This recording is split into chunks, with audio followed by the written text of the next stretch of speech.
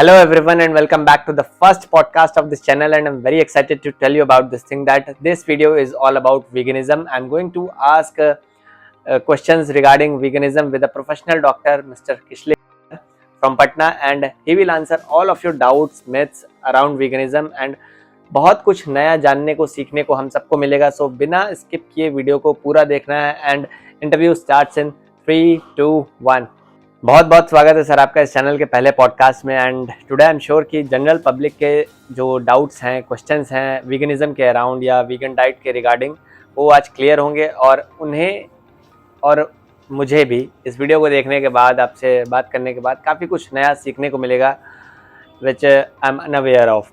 तो सवालों का सिलसिला शुरू करने से पहले मैं चाहता हूँ कि आप अपने बारे में थोड़ा बताइए और जो रेगुलर प्रैक्टिस करते हैं प्रोफेशनल डॉक्टर्स हॉस्पिटल्स में या क्लिनिक में, वो आपने छोड़कर जो ये पाथ ऑप्ट किया है सोशल मीडिया के थ्रू अवेयरनेस फैलाने का और पब्लिक हेल्थ इंप्रूव करने का, इसकी शुरुआत कैसे हुई? Thank you so much Raghu introduction के लिए, और my pleasure for having me on. So actually मैंने MBBS कंप्लीट की अपनी, उसके बाद DNB मेडिसिन किया, और कोर्स के दौरान ही मुझे ऐसा लगा कि कुछ तो गड़बड़ है हमारे एजुकेशन सिस्टम में, क्योंकि बहुत ज़्यादा कन्विंसिंग मुझे ऐसे भी नहीं लगता एकेडमिक्स का लिटरेचर.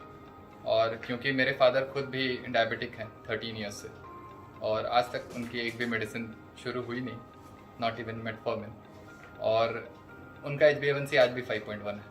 बट हम मेडिकल लिटरेचर में आज भी यही पढ़ते हैं कि डायबिटीज़ एक chronic progressive irreversible medical condition है, जिसमें आपको हार्ट के कॉम्प्लिकेशंस, किडनी के कॉम्प्लिकेशंस, न्यूरोलॉजिकल कॉम्प्लिकेशंस, न्यूरोपैथी, ये सारे कॉम्प्लिकेशंस होने ही होने हैं. आप अवॉइड नहीं कर सकते इन चीज़ों को, जो ऐसा हुआ नहीं एक्चुअली मेरे फादर के साथ. और ये काइंड ऑफ अंडरस्टूड है कि आप अपने ब्लड शुगर को अगर स्टेबलाइज करना समझ गए कि किस तरह से हमें अपने डाइट को मैनिपुलेट करना है, देन ऑब्वियसली ब्लड शुगर हमारा राइज नहीं करेगा उस तरह से, क्योंकि ब्लड शुगर का राइज होना ये एक्चुअली एक्सोजेनस कार्बोहाइड्रेट के इंटेक पे ही होता है.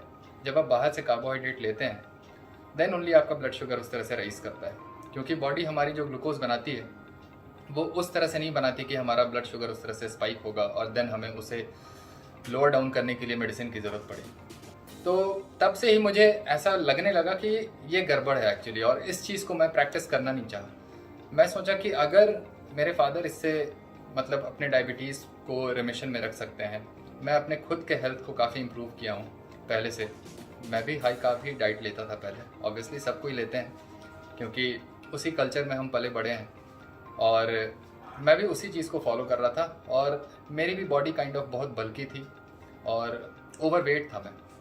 तो क्योंकि मैं बॉडी बिल्डिंग करते हुए मुझे खुद ही 18 ईयर्स हो गए, तो मुझे ऐसा लगा कि मेरी फिज़िक में वो डेफिनेशन, वो मस्कुलैरिटी नहीं है जो होनी चाहिए एक बॉडी बिल्डर में, जो फिर जा रहे हैं. इवन आप अगर प्रोफेशनली नहीं भी कर रहे हैं तो स्टिल आप वो मस्कुलैरिटी, वो लीन मसल मास, वो सोचते हैं कि आप में होना चाहिए, वरना एक पहलवान वाली लुक होती है सबकी, मतलब जो भी जनरल बॉडी बिल्डिंग कर रहे हैं.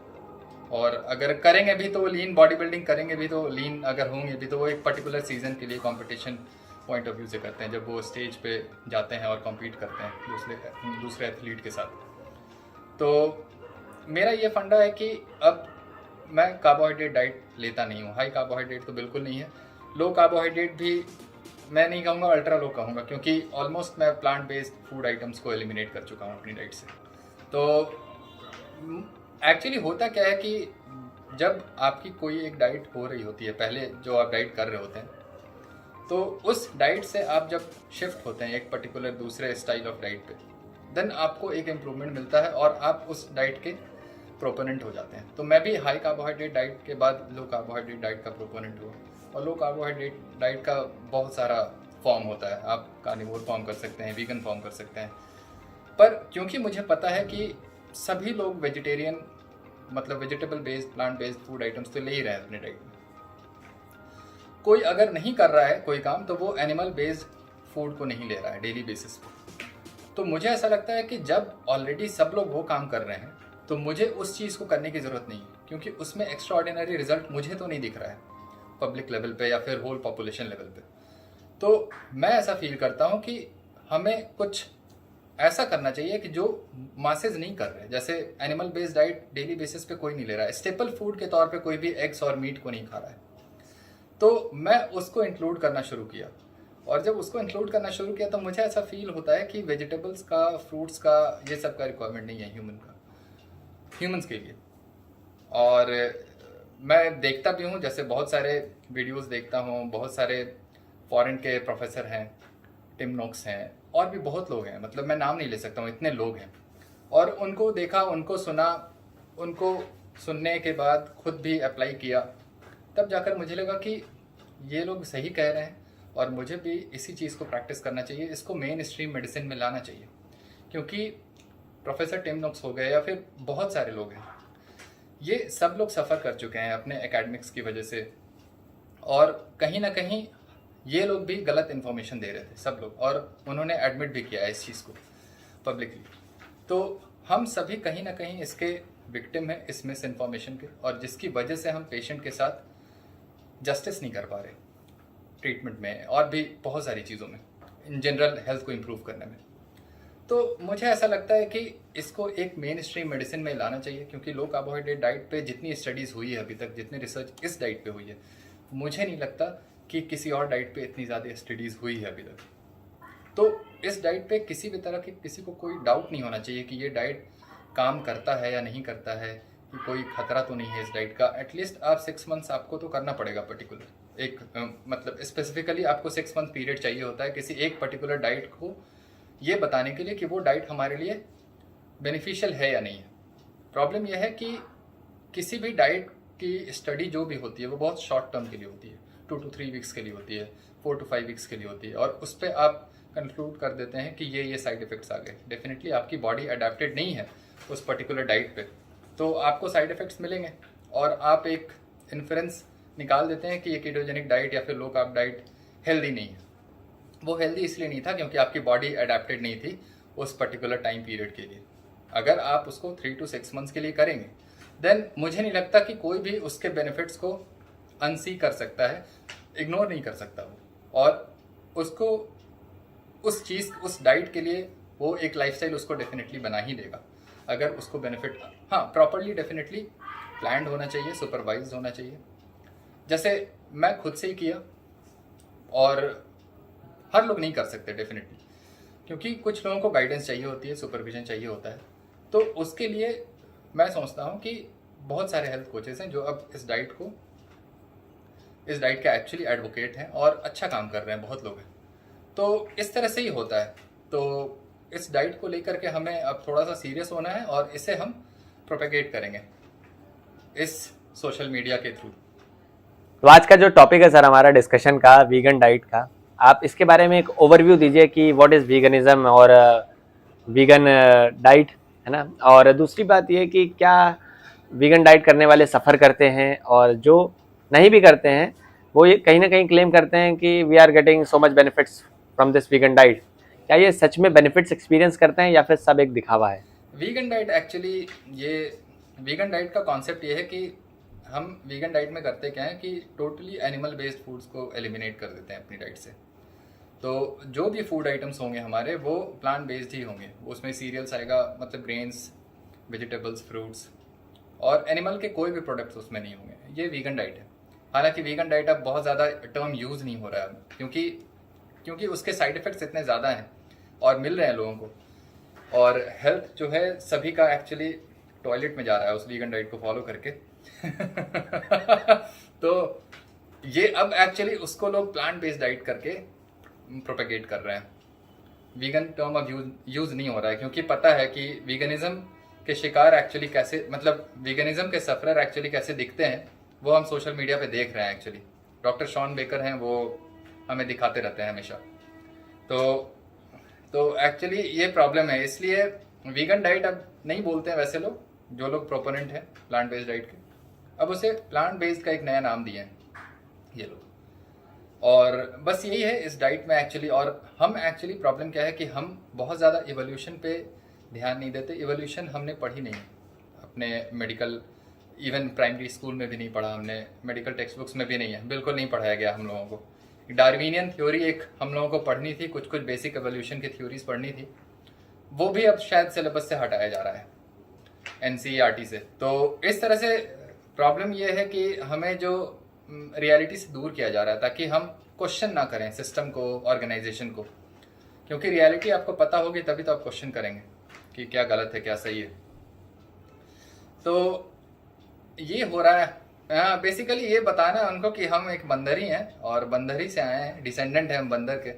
तो हालांकि ऐसा है नहीं, मतलब टिपिकली हम डिसेंडेंट डेफिनेटली उनके हैं, बंदर नॉट, मतलब बंदर कहने का मतलब मेरा मंकी नहीं, चिंपैंजी या फिर इन लोगों के डिसेंडेंट माने जाते हैं डेफिनेटली। ये बात सच्चाई है इसमें कहीं मैं डिनाई नहीं कर रहा हूँ इससे, पर डेफिनेटली प्रॉब्लम यह है कि इवॉल्व जब हम हुए तो इवोल्यूशन के दौरान हमारा बहुत सारा फीचर्स चेंज हुआ, गट के लेवल पे बहुत सारी चीज़ें, और स्पेशली गट के लेवल पे ही चेंज हुआ है। देन ग्रेजुअली अदर सिस्टम्स में मतलब हमें चेंज देखने को मिला है। तो अगर उस इवोल्यूशन की बात करेंगे तो उसमें बहुत कुछ हो जाएगा, तो बहुत ज़्यादा लंबा चला जाएगा, वो कभी और हम लोग डिस्कस कर लेंगे फिर से। जिस बेनिफिट की ये लोग बात करते हैं वो बेनिफिट उनको तब मिलता है जब एक्चुअली आप जो भी डाइट कर रहे होते हैं, क्योंकि वीगन डाइट हो या फिर कार्निवोर डाइट हो, कोई भी इस पर्टिकुलर एक एक्सट्रीम डाइट को फॉलो कोई भी इंसान कब करता है, जब वो कहीं ना कहीं हेल्थ से सफरिंग उनके साथ होती है लंबे समय से, लॉन्ग टर्म सफरिंग, तभी करते हैं। वरना हर लोग तो स्टैंडर्ड बैलेंस डाइट ही ले रहा है, और वो स्टैंडर्ड बैलेंस डाइट तब तक चेंज नहीं करेगा अपनी जब तक उसको कोई सीरियस प्रॉब्लम नहीं होगी, जैसे डायबिटीज़, हाइपरटेंशन या फिर कुछ भी है, जिसमें मिक्स्ड मैक्रोन्यूट्रिएंट डाइट होता है, जिसमें कार्बोहाइड्रेट भी है और फैट भी है, प्रोटीन भी है, बैलेंस है, जो बैलेंस लोग बोलते हैं। तो हर कुछ बैलेंस है, बस बॉडी बैलेंस में नहीं है हमारी। हार्मोनल लेवल हार्मोन सिस्टम वो सब पूरा आउट ऑफ वैक हो रखा है, पूरा लेवल सभी हार्मोन्स का, और कुछ भी सही नहीं है, बस डाइट हमारा बैलेंस है और कुछ भी बैलेंस नहीं है। तो उस डाइट में एक्चुअली मोस्ट ऑफ द लोग क्या है, most of the part of the energy क्या हो रहा है, वो आप डिराइव कर रहे हैं पैकेज फूड से, प्रोसेस्ड फूड से। तो वो चीज़ें तो आप हटाएंगे डेफिनेटली एक वीगन डाइट पाएंगे, क्योंकि आप ये मान के चल रहे हैं कि मैं एक हेल्दी लाइफस्टाइल को फॉलो करने जा रहा हूँ। देन आप पैकेज फूड को हटाएंगे, कोल्ड ड्रिंक्स है, बिस्किट्स हैं, चिप्स हैं, जितने सारे ये सब चीज़ें हैं, इनको आप हटा देंगे जो आप डेली बेसिस पे स्नैक्स के तौर पे ले रहे हैं, और ये सारी चीज़ें स्टैंडर्ड बैलेंस डाइट में तो आ रही है। तो इसको आप रिमूव कर रहे हैं, तो आपको बेनिफिट बेसिकली इसके रिमूवल का मिल रहा है, वीगन डाइट का नहीं मिल रहा होता है। ये बहुत लोग समझ नहीं पा रहे हैं। तो जो भी बेनिफिट है वीगन डाइट का, वो इन सारे पैकेज फूड के रिमूवल की वजह से है, ना कि वो वीगन डाइट पर से वो कोई एडिशनल बेनिफिट दे रहा है। हाँ, एक बेनिफिट मिल रहा है डेफिनेटली वीगन डाइट से, क्योंकि हम कार्बोहाइड्रेट और फैट को साथ में नहीं ले रहे होते हैं काफ़ी, मतलब एक सिग्निफिकेंट अमाउंट में, जैसा कि मैं हर वीडियो में बताता हूँ कि मिक्सिंग को अवॉइड करना होता है हमेशा। तो क्योंकि vegan diet actually fat deficient diet है, डाइटरी फैट हमारे पास बहुत कम है वीगन डाइट में, नट्स से जा रहा है थोड़े बहुत फैट्स या फिर सीड्स जो भी लोग खा रहे हैं, तो इतना सिग्निफिकेंट नहीं है वो, कि वो मिक्सिंग की वजह से जो भी एक रैंडल साइकिल होता है जो बायोकेमिस्ट्री में हमें पढ़ना है एक्चुअली, बट पूरे मेडिकल सिलेबस में बायोकेमिस्ट्री में ये डिस्कस नहीं किया जाता हम मेडिकल स्टूडेंट्स के साथ। रैंडल साइकिल, उसका दूसरा नाम ग्लूकोज फैटी एसिड साइकिल भी है, और उस रैंडल साइकिल को मैं आने वाले समय में अपने यूट्यूब वीडियो में डिस्कस करूंगा। और उस रैंडल साइकिल का जब भी एक्टिवेशन होता है, देन बॉडी जो है फैट को स्टोर करना शुरू करती है, और उसी का कॉन्सिक्वेंस होता है इंसुलिन रेजिस्टेंस। जो सभी लोग बोलते हैं इंसुलिन रेजिस्टेंस हो गया, लेकिन एक्चुअली इंसुलिन रेजिस्टेंस को कोई समझ नहीं पा रहा है कि इंसुलिन रेजिस्टेंस चीज़ क्या है। तो इसको भी मुझे बताना है एक्चुअली। तो उस चीज़ के एक्टिवेशन को हमें अवॉइड करना होता है, जो रैंडल साइकिल की मैं बात कर रहा हूँ, और वो एक्टिवेशन तभी हम रोक पाएंगे, उसको अवॉइड कर पाएंगे, जब हमारी डाइट में फैट और कार्बोहाइड्रेट साथ में नहीं होगा। इवन अगर हम डेली बेसिस पे भी, अगर डिफरेंट टाइम पे भी हम ले रहे हैं, जैसे एक मील में हमने कार्बोहाइड्रेट लिया, एक मील में फैट लिया, उसमें भी कहीं ना कहीं वो मिक्सिंग हो जाती है, क्योंकि हमारे सिस्टम में वो कार्बोहाइड्रेट कहीं ना कहीं उसका एक कुछ ना कुछ पार्ट तो रहता ही है, पूरी तरह से एसिमिलेट नहीं हो जाता 3 से 4 घंटों में। और प्रॉब्लम यह है कि वो रैंडल साइकिल का जो इफेक्ट है वो माइटोकॉन्ड्रिया के लेवल पे हो रहा है, वो किसी एक डाइजेस्टिव ट्रैक्ट के लेवल पे नहीं हो रहा है। तो माइटोकॉन्ड्रिया के लेवल पे जा करके वो तो होनी है मिक्सिंग, वो तो मिक्सिंग का इफेक्ट मिलेगा ही हमें। तो इसलिए हाँ, उसका इफेक्ट सबसे ज़्यादा तब होगा जब हम साथ में लेंगे, उसका इफेक्ट कम होगा जब हम डिफरेंट टाइम पे लेंगे, बट वो इफेक्ट होगा क्योंकि उस पर्टिकुलर डे में हमने दोनों चीज़ों को लिया है। तो ये जो बेनिफिट हो रहा है, ये जो बेनिफिट मिल रहा है बेसिकली किसका, इंसुलिन रेजिस्टेंस नहीं डेवलप होगा, क्रॉनिक इन्फ्लेमेशन नहीं होगा। क्यों? क्योंकि उस दोनों की मिक्सिंग हमने रोक दी, अवॉइड की, कार्बोहाइड्रेट और फैट की। और इसका जो बेनिफिट होता है ना, वो बेनिफिट मिलता है हमें इवन ऑटो इम्यून डिजीज़ में भी मिलता है वीगन डाइट फॉलो करके। लेकिन प्रॉब्लम क्या है कि लॉन्ग टर्म में इसका कैटास्ट्रॉफिक हेल्थ फेलियर से सफ़र करते हैं जितने भी लोग हैं जो वीगन डाइट को फॉलो कर रहे हैं। बहुत लंबे समय तक इस डाइट के प्रोपोनेंट नहीं रहेंगे, उससे पहले मरने से पहले वो बोल देंगे एक ना एक पॉइंट ऑफ टाइम पे कि अब मेरे से ये डाइट नहीं हो पाएगी, क्योंकि सफरिंग है, उसको इनएविटेबल है, वो उसको आप अवॉइड नहीं कर सकते, वो डेफिशिएंसी डेवलप होनी है आपको। तो वीगन डाइट का यही एक बेनिफिट है कि वो क्रॉनिक इन्फ्लेमेशन नहीं होने दे रहा है, क्योंकि हम मिक्सिंग नहीं कर रहे हैं। स्टैंडर्ड बैलेंस डाइट में कार्बोहाइड्रेट, फैट, प्रोटीन सब कुछ खाते हैं, साथ में फाइबर भी खाते हैं इवन, जिस फाइबर का कोई रिक्वायरमेंट नहीं है ह्यूमन न्यूट्रिशन में। तो इन फंडा बस ये है कि हमें फैट और कार्बोहाइड्रेट को साथ में नहीं लेना होता है। वही चीज़, वही बेनिफिट हमें क्रॉनिक इन्फ्लेमेशन स्टैंड पॉइंट से वहाँ पे भी मिलता है कार्निवोर डाइट में भी, जहाँ पे animal protein, animal based foods हम ले रहे हैं, और वहाँ पे प्रोटीन है और फैट है, कार्बोहाइड्रेट निल है, ऑलमोस्ट नेग्लिजिबल अमाउंट में। तो वहाँ पे भी मिक्सिंग नहीं हो रही है कार्बोहाइड्रेट और फैट की, तो वो रैंडल साइकिल एक्टिवेट नहीं होगा, क्रॉनिक इन्फ्लेमेशन नहीं होगा, और सो कॉल्ड इंसुलिन रेजिस्टेंस जो कोई समझ नहीं पा रहा है वो नहीं होगा।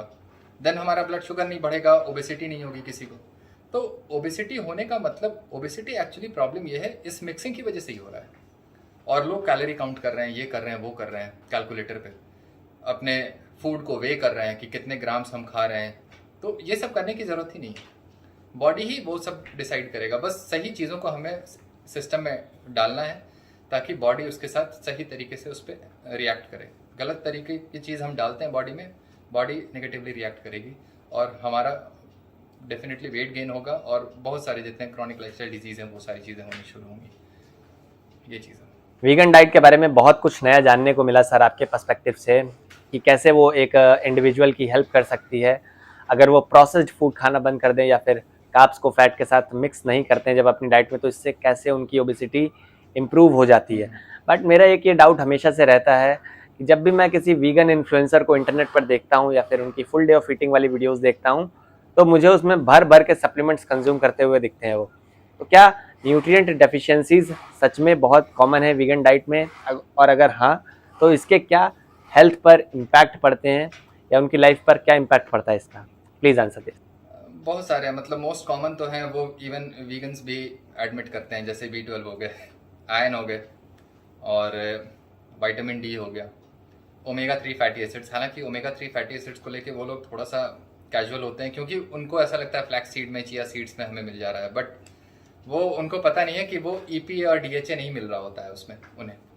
वो अल्फा लिनोलेनिक एसिड होता है जो बॉडी हमारी कन्वर्ट नहीं कर पाती उसको EPA और DHA में, क्योंकि हमारी बॉडी का उस तरह का मेटाबॉलिक सिस्टम नहीं है जो उस प्लांट बेस्ड ओमेगा 6 ओमेगा 3 को एक्चुअली वो एक्टिव फॉर्म ऑफ ओमेगा 3 में कन्वर्ट कर सके। जो एक्टिव फॉर्म है हमारा वो DHA है और EPA है, तो वहाँ पे हम एक्चुअली लैक करते हैं। तो प्रॉब्लम ये नहीं है कि हमें हमारी बॉडी में ओमेगा 3 जा रहा है या नहीं जा रहा, प्रॉब्लम ये है कि जितने भी प्लांट बेस्ड आइटम्स हैं वो सारे इनएक्टिव फॉर्म है, और बॉडी को उसे बायो अवेलेबल फॉर्म में कन्वर्ट करना होता है। अगर वो बॉडी कर नहीं पा रही है, क्योंकि किसी की बॉडी कर पाती है, किसी की बॉडी, मोस्ट ऑफ द लोगों की बॉडी नहीं कर पा रही है। हमारा सिस्टम डिज़ाइन नहीं है, उस चीज़ को खा करके हम इवॉल्व नहीं हुए हैं, इसलिए हमारी बॉडी नहीं कर पाती, मोस्ट ऑफ द लोगों की बॉडी नहीं कर रही है उसे एक्टिव फॉर्म में कन्वर्ट, तो हम डेफिशिएंट हो रहे हैं उस चीज़ों में। Even vitamin D, plant based vitamin D जो हमें मिल रहा है वो भी एक्टिव फॉर्म में नहीं कन्वर्ट हो पा रही, तो विटामिन डी का भी इफेक्ट हमें नहीं मिल पा रहा है। तो विटामिन डी डेफिशिएंसी हो गया, B12 deficiency, iron deficiency, omega 3, और भी ऐसे बहुत सारे हैं, क्रिएटिन है, कार्निटीन है, कार्नोसिन है। मतलब मुझे ऐसा लगता है कि मैंने लिस्ट तैयार की है जिसमें 20 न्यूट्रिएंट्स हैं, और उतना तो मुझे भी शायद अभी याद नहीं है उस 20 के पूरे नाम। और इवन विटामिन ए तक, क्योंकि विटामिन ए भी प्लांट फॉर्म में जो हम ले रहे हैं ना, वो बीटा कैरोटीन के फॉर्म में हम ले रहे हैं। तो ऐसे बहुत सारे न्यूट्रिएंट्स हैं जो प्लांट्स में होते हुए भी वो हमारे लिए नहीं है, वो प्लांट्स के लिए हैं। मैं बस यही बोलता हूँ, प्लांट्स के जितने न्यूट्रिएंट्स हैं वो प्लांट्स के लिए हैं, वो हमारे लिए नहीं है। प्लांट्स में भी मेटाबॉलिक प्रोसेसेस सारे हो रहे हैं, तो प्लांट्स खुद के लिए रखा है, हमारे लिए नहीं रखा है। तो प्लांट बेस्ड फूड आइटम्स को हम अगर लेंगे भी तो वो बॉडी हमें यूटिलाइज नहीं कर पाएगी, हमारी बॉडी उस चीज़ को। बस ये सारी चीज़ें हैं। तो प्रॉब्लम यह है कि न्यूट्रिशन साइंस में इवन जो डाइटिशियंस को जो पढ़ाया जा रहा है, न्यूट्रिशनिस्ट को जो पढ़ाया जा रहा है एकेडमिक्स में, वो उन्हें पढ़ाया जा रहा है, हमें बस ये पढ़ाया जाता है कि ये सोर्सेज हैं इस पर्टिकुलर न्यूट्रिएंट्स के लिए, आपको ये कंज्यूम करना है। बायो अवेलेबिलिटी की डिस्कशन होती नहीं है कहीं पे। किसी भी एजुकेशन सिस्टम में इस बायो अवेलेबिलिटी के बारे में किसी को नहीं पता है। इवन प्रोटीन डिफिशिएंसी जो मैक्रोन्यूट्रिएंट है उसकी डिफिशिएंसी हो रखी है मैक्सिमम वीगन्स को। तभी वो एक्चुअली सब लोग क्या है, अंडरवेट है, और अंडरवेट होने की वजह से उनका बीएमआई नॉर्मल होता है और लोगों को लगता है कि मैं बहुत हेल्दी हूँ। आपके पास फैट मास भी नहीं है, बीएमआई तो खुद में ही एक इनएप्रोप्रिएट टूल है खुद के हेल्थ स्टेटस को डिटरमिन करने के लिए। तो फैट मास भी कम होगा, मसल मास भी कम होगा, तो बीएमआई में तो नॉर्मल आएंगे ही ना। तो यही प्रॉब्लम है। तो प्रोटीन ही डिफिशिएंसी हो गई उसमें, तो इवन फैट डिफिशिएंसी भी है, क्योंकि जितने सारे एसेंशियल फैटी एसिड्स हैं, जैसे मैंने बताया ओमेगा 3 के बारे में, वो सारे एसेंशियल फैटी एसिड्स हैं, उसकी डिफिशिएंसी है। तो फैट डिफिशिएंसी हो रही है, प्रोटीन डिफिशिएंसी हो रही है, मल्टीपल माइक्रोन्यूट्रिएंट डिफिशिएंसी हो रही है। इवन अगर जिंक कॉपर की बात की जाए, उसकी भी डिफिशिएंसी हो रखी होती है बहुत लोगों को प्लांट बेस्ड डाइट पे, क्योंकि वो सारे मिनरल्स माइक्रोन्यूट्रिएंट्स हैं, हमें चाहिए बहुत कम अमाउंट में, बट वो एक्चुअली बायो अवेलेबल नहीं होते, क्योंकि जितने सारे प्लांट्स हैं वो अपने सारे मिनरल्स के साथ कुछ एंटी न्यूट्रिएंट्स भी रखे होते हैं। ऐसा कोई प्लांट्स नहीं है इस धरती पे जो एंटी न्यूट्रिएंट्स को नहीं रखा है अपने साथ। सभी के पास एंटी न्यूट्रिएंट्स हैं।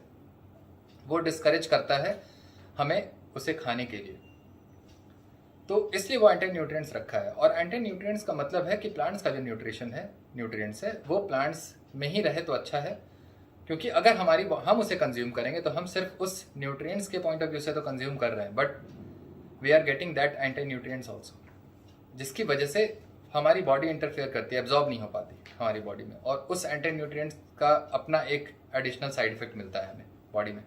क्रॉनिक टॉक्सिसिटी पॉइजनिंग होता है। उनमें से एक पॉइजनिंग ऑक्सिलेट पॉइजनिंग है, जो बहुत कॉमन है प्लांट्स प्रोडक्ट्स को यूज़ करने में। जैसे स्पिनच में बहुत ज़्यादा होता है, जितने भी सीड्स हैं, नट्स हैं, ये सब में ऑक्सिलेट्स बहुत ज़्यादा है, तो क्रॉनिक ऑक्सिलेट पॉइजनिंग। और ये सब की टेस्टिंग नहीं होती है। हम टिपिकल जो कन्वेंशनल मेडिसिन हम लोग प्रैक्टिस कर रहे हैं उसमें एड्रेस नहीं किया जाता इन सारे, तो ये सब टॉक्सिसिटी है और हम ट्रीट कर रहे हैं बेसिकली पेशेंट्स को मेडिसिन से। तो प्लांट बेस्ड न्यूट्रिशन पे आप आएंगे तो बस वही एक बेनिफिट इनिशियली मिलेगा हमें, इन्फ्लेमेशन कम होता है बॉडी में, और उसके बाद बस हेल्थ खराब होती चली जाती है पेशेंट की। बस यही है। ये तो बात हुई न्यूट्रिएंट डेफिशिएंसीज की और कॉमन सप्लीमेंट्स की जो ये लोग कंज्यूम करते हैं रेगुलरली। अब बात करते हैं प्रोटीन या फिर और किसी न्यूट्रिएंट की जिसको ये लोग क्लेम करते हैं कि vegan diet is full of nutrients. जैसे 100 ग्राम सोया चंक का एग्जांपल लेते हैं तो 52 ग्राम प्रोटीन क्लेम करते हैं, राजमा में इतने ग्राम प्रोटीन, दाल में इतना ग्राम प्रोटीन। बट इन्फ्लुएंसर्स जो इनके वीगन डाइट के हैं वो जब अपनी जनरल पब्लिक को ये नहीं बताते कि ये कितने बायो अवेलेबल हैं तो मुझे बहुत हर्ट होता है।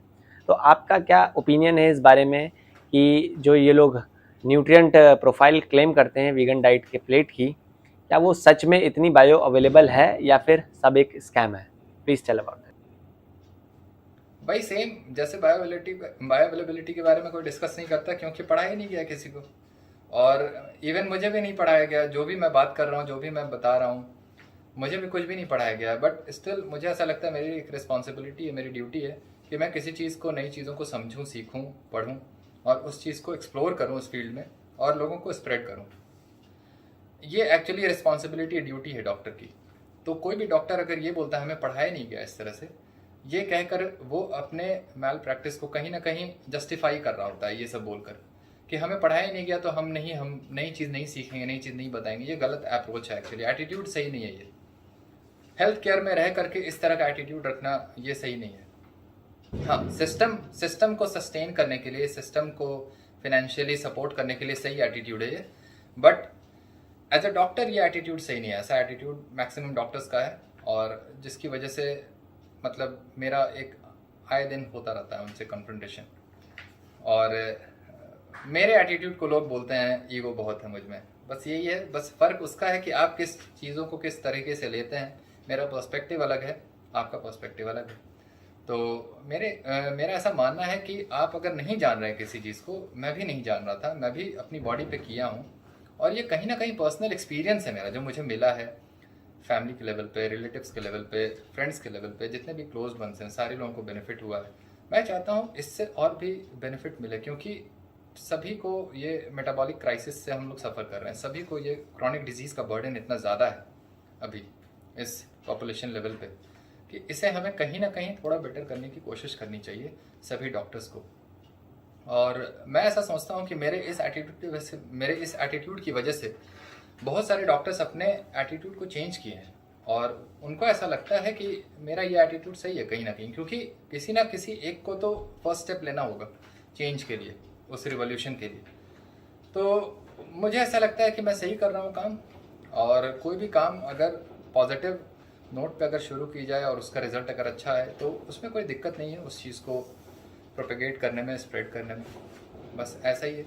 तो बायोअवेलेबिलिटी की जहाँ तक बात है प्रोटीन की, तो सेम वही चीज़ है, क्योंकि plant based protein amino acid के प्रोफाइल में बहुत तरीके से काफ़ी मतलब वो इनएप्रोप्रिएट है। वो एक प्रॉपर एक प्रोफाइल होता है अमाइनो एसिड का कि ये अमाइनो एसिड हमें इतने अमाउंट में चाहिए, तभी जाकर के हमारी बॉडी में बिल्डिंग ब्लॉक, क्योंकि ये बिल्डिंग ब्लॉक का काम करता है, हमारी बॉडी में बिल्डिंग ब्लॉक है, प्रोटीन सिंथेसिस होगी तभी।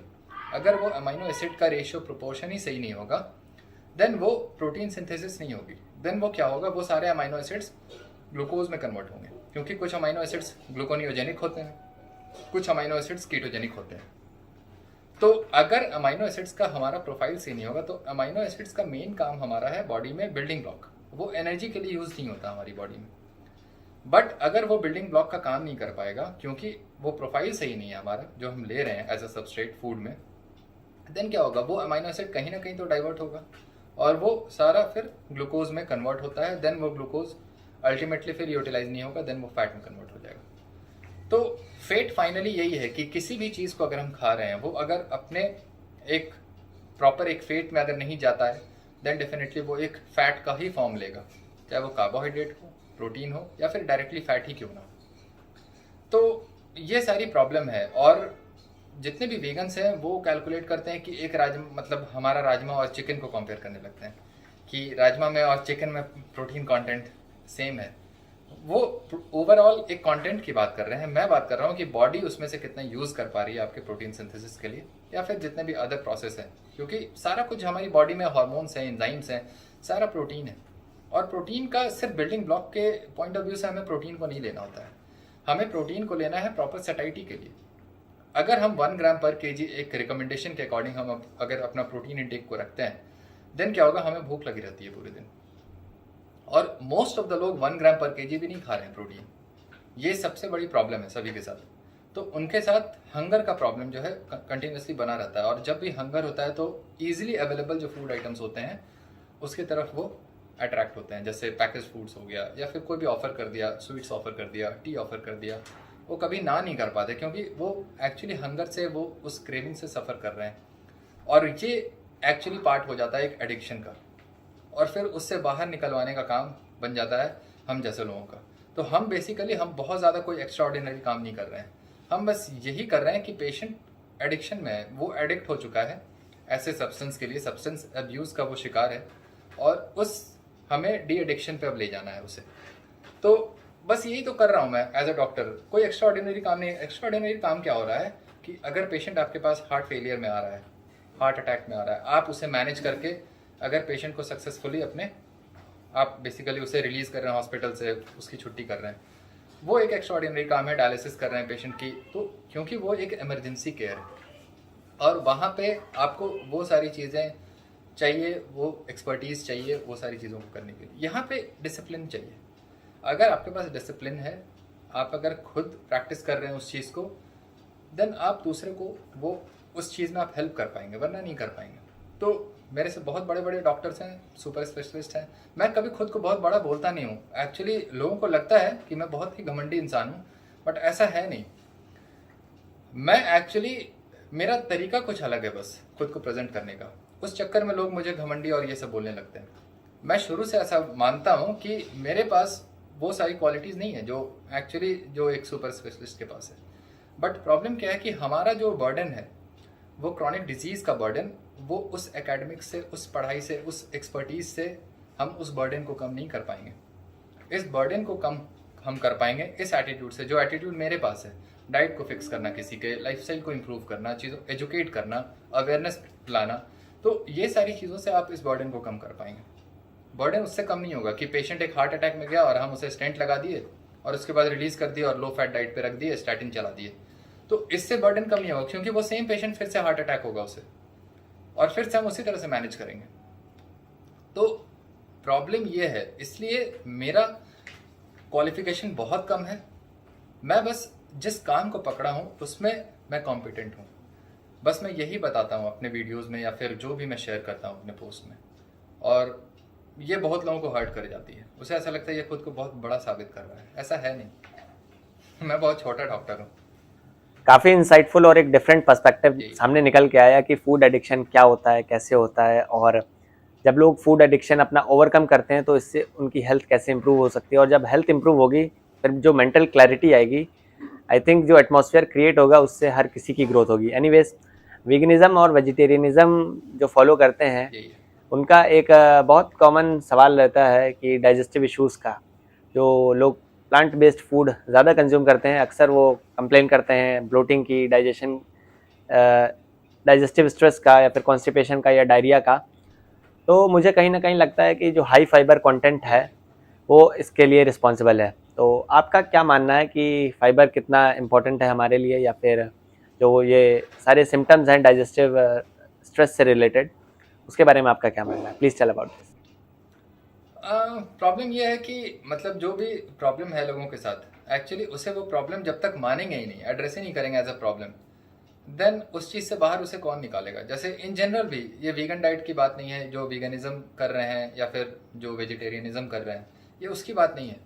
मैक्सिमम लोग एक्चुअली अपने प्रॉब्लम से दूर जाना चाहते हैं, रियलिटी चेक नहीं लेना चाहते। उन्हें ऐसा लगता है कि क्यों, मतलब क्योंकि सभी लोगों के साथ प्रॉब्लम है, हर लोग सफ़र कर रहे हैं, हर लोगों के साथ फॉरगेटफुलनेस से भूल जाते हैं, कुछ भी याद नहीं रहता उनको, बिहेवियर भी सही नहीं है लोगों का। मैं जैसे देख रहा हूँ आज के मतलब डेट में कि मोस्ट ऑफ द लोग क्या होता है कि आज कुछ और होते हैं, कल कुछ और ही हो जाते हैं, एंटायरली चेंज हो जाते हैं। तो इस तरह का बिहेवियर में जो चेंज आता है, ये क्यों हो रहा है ऐसा? ये सारा इल हेल्थ का पार्ट है।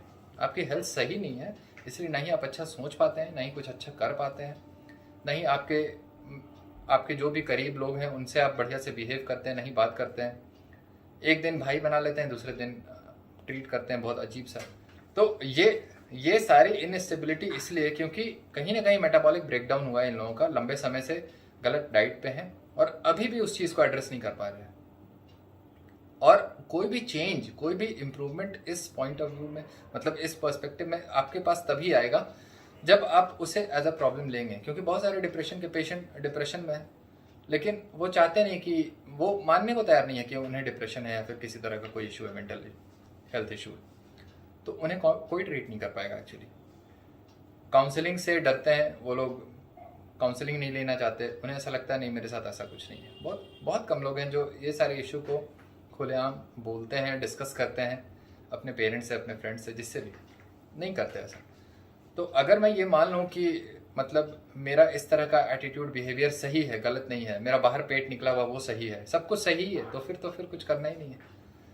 तो कई बार ऐसा होता है कि मेरे पास लोग आ जाते हैं, सिंपली यूं ही आ जाते हैं, उनको ऐसा लगता है कि मेरे पास जो आ जाएगा वो यूं ही ठीक हो जाएगा। अरे भाई, मैं तो गाइड कर रहा हूँ, सिर्फ करना तो आपको पड़ेगा एक्टिवली।